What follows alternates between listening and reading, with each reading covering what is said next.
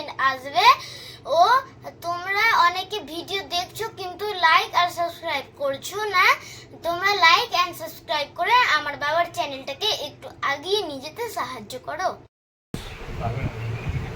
ইতিহাস 3 নম্বর অধ্যায় ক্লাস 12।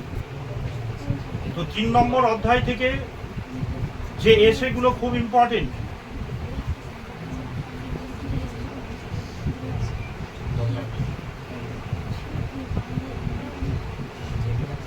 ষোলোশো 12 খ্রিস্টাব্দে ভারতে কোথায় প্রথম ইংরেজ বাণিজ্য কেন্দ্র স্থাপিত হয়েছিল? দস্তক কি? 1717 খ্রিস্টাব্দে মোগল সম্রাট ফারুক সিয়ার তিনি একটি ফরমান জারি করেন, যেই ফরমানে ইস্ট ইন্ডিয়া কোম্পানিকে বার্ষিক 3000 টাকা বিনিময়ে তারা এখানে তারা বাণিজ্য এবং অন্যান্য কাজ করার অধিকার পায়। এই ফরমানটি দস্তক নামে পরিচিত। অন্ধকূপ হত্যা কি?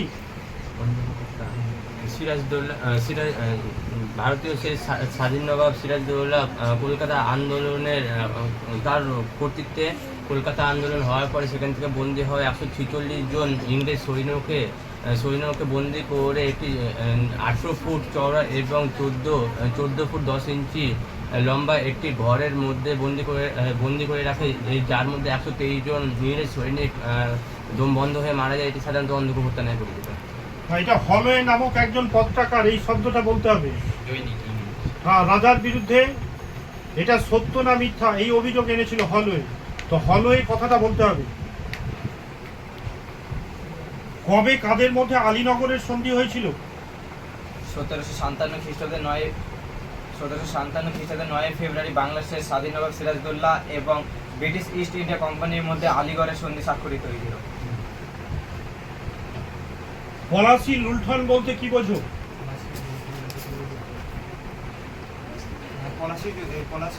পলাশীর যুদ্ধে ব্রিটিশ ইস্ট ইন্ডিয়া কোম্পানি জয়লাভ করার পর এই বাংলার অর্থ ইংল্যান্ডে পাচার করে এবং বাংলার সোনার উপর বিভিন্ন পণ্য সামগ্রীগুলি ইংল্যান্ডে পাচার করে এবং এই সম্পদের নির্গমন না ঘটিয়ে এটি পাচার করে। তার জন্য বিভিন্ন লোকেরা এটিকে লুণ্ঠন হিসেবে উল্লেখ করলেও এই ব্রুকস অ্যাডাম এই ঘটনাকে ওই পলাশী লুণ্ঠন করে অভিহিত করে। কবে কাদের মধ্যে এলাহাবাদের দ্বিতীয় সন্ধি স্বাক্ষরিত হয়েছিল? 1763 খ্রিস্টাব্দে ইস্ট ইন্ডিয়া কোম্পানির সঙ্গে দ্বিতীয় মোগল সম্রাট দ্বিতীয় শাহ আলম। কে কবে ভারতে প্রথম গভর্নর জেনারেল নিযুক্ত হন? লর্ড উইলিয়াম বেন্টিং 1825 খ্রিস্টাব্দে ভারতের গভর্নর জেনারেল নিযুক্ত হন। কোন আইনের দ্বারা কলকাতার সুপ্রিম কোর্ট স্থাপিত হয়? 1817 খ্রিস্টাব্দে রেগুলেটিং অ্যাক্ট। 1873 খ্রিস্টাব্দে রেগুলেটিং অ্যাক্ট অনুসারে কলকাতা সুপ্রিম কোর্ট তৈরি হয়েছিল। ভারতের সুপ্রিম কোর্টের প্রথম বিচারপতি কে ছিলেন? ভেরি ইম্পর্টেন্ট প্রশ্ন। কোন চার্টার আইনে ভারতে ইস্ট ইন্ডিয়া কোম্পানি একচেটিয়া বাণিজ্য অধিকার বন্ধ হয়ে যায়?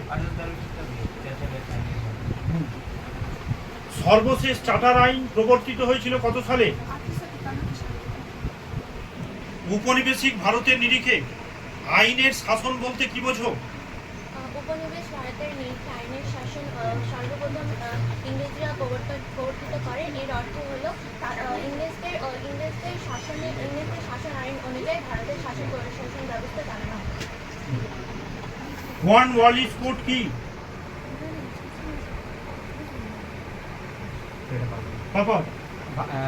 ভারতের বড় লর্ড কর্নওয়ালিস ইংরেজ কর্তৃত্ব শাসনকালে ইংরেজ সেনাপতিদের নিরাপত্তা নিগমন এবং বিভিন্ন ধরনের সাধারণত বিভিন্ন ধরনের অকার্যের বিরুদ্ধে যে নীতি কিংবা কার্যকরণ পদ্ধতি বলেছিলেন সেটি কর্নওয়ালিস কোড নামে পরিচিত। ভারতবর্ষে আমলাতন্ত্রের জনক কে? হ্যাঁ, ভেরি ইম্পর্টেন্ট। লর্ড ওয়েলেসলি কি উদ্দেশ্যে ফোর্ট উইলিয়াম কলেজ প্রতিষ্ঠা করেন? বিদেশিদের ভারতীয় ভাষা এবং সংস্কারের রাজনীতির উদ্দেশ্যে নির্মাণ করেন।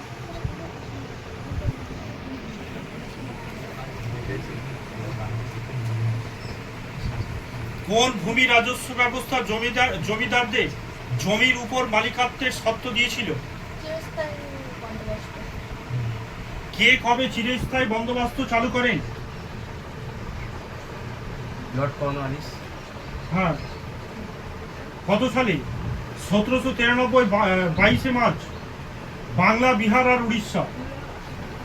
সূর্যাস্ত আইন কি? ভারতের গভর্নর লর্ড কর্নওয়ালিস চিরস্থায়ী বন্দোবস্ত প্রবর্তন করলে এই চিরস্থায়ী বন্দোবস্তের একটি গুরুত্বপূর্ণ তিনি শর্ত দিয়েছিলেন সূর্যাস্ত আইনে। এই সূর্যাস্ত আইনের মাধ্যমে তিনি বলেছিলেন প্রতি বছর বাংলা বছরের শেষ দিনে সাধারণত সূর্যাস্তের আগে জমিদারদের তাদের বকেয়া খাজনা ব্রিটিশ সরকারের কাছে পেশ করতে হবে। তা যদি না করতে পারে তাহলে তাদের রাজ্য বাজেয়াপ্ত, তাদের জমিদারি বাজেয়াপ্ত করা হবে। এই ঘটনা সূর্যাস্ত আইন নামে পরিচিত। এজেন্সি ব্যবস্থা কাকে বলে? এজেন্সি ব্যবস্থা ভেরি ভেরি ইম্পর্টেন্ট প্রশ্ন এটা 25-এ। লর্ড কর্নওয়ালিস এদেশের কোম্পানির কর্মচারীদেরকে এজেন্ট হিসেবে নির্বাচিত করেন এবং 1753 খ্রিস্টাব্দ থেকে 1775 খ্রিস্টাব্দ পর্যন্ত এদের মাধ্যমে এদেশের পণ্য সামগ্রী ক্রয় করা হতো। উপনিবেশিক ভারতের নিরিখে সম্পদের বহির্গমন বলতে কি বোঝো? পলিসি যুদ্ধ জয়লাভ করার পর ইস্ট ইন্ডিয়া কোম্পানি ভারত থেকে অর্থ এবং সম্পদ ইংল্যান্ডে পাচার করেছিল। এটাকে বলা হয় সম্পদের কি পাচার করেছিল। একটু বলতে হবে যে পলাশির যুদ্ধে সিরাজউদ্দৌলাকে হারিয়ে ইংরেজদের পথের কাটা শেষ। তারপরে তারা অবাধে বাংলা দখল করার পরে বিহার, উড়িষ্যা, গোটা ভারতবর্ষকে কি করেছিল দখল? হ্যাঁ, তো পলাশির যুদ্ধে হারিয়ে যখন এই বাংলা থেকে প্রচুর সম্পদ ব্রিটিশ নিয়ে চলে গেছিল, সেটাই হচ্ছে সম্পদের বহির্গমন নামে পরিচিত। অবশিল্পায়ন কি? ব্রিটিশ শাসনকালে শিল্পায়নের ক্ষেত্রে ইংল্যান্ডের শিল্প কারখানাগুলি ভারতের বাজার দখল করে নিলে এই দেশের শিল্প কুটিরগুলির ধ্বংস হয়ে যায়। এই ঘটনাকে অবশিল্পায়ন বলা হয়। ভারতে কবে রেলপথ স্থাপিত হয়েছিল? 1853 খ্রিস্টাব্দে। ভারতে প্রথম কারা রেলপথ স্থাপন করেছিল? ভারতের প্রথম লর্ড হোসের আমলে 1848 থেকে 1856 খ্রিস্টাব্দে। হ্যাঁ। জিআইপিআর ভারতে সর্বপ্রথম রেলপথ কি করেছিল প্রতিষ্ঠা? হ্যাঁ, এই কোম্পানি। ভারতের রেলপথের জনক কাকে বলা হয়? গ্যারেন্টি ব্যবস্থা কাকে বলে? ভারতের রেলপথের উদ্দেশ্যে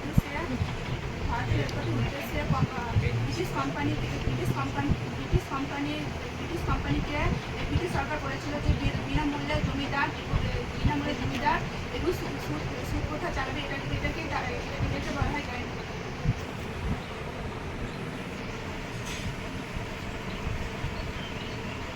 হিতবাদ বা উপযোগিতাবাদ কাকে বলে? হ্যাঁ হ্যাঁ হিতবাদ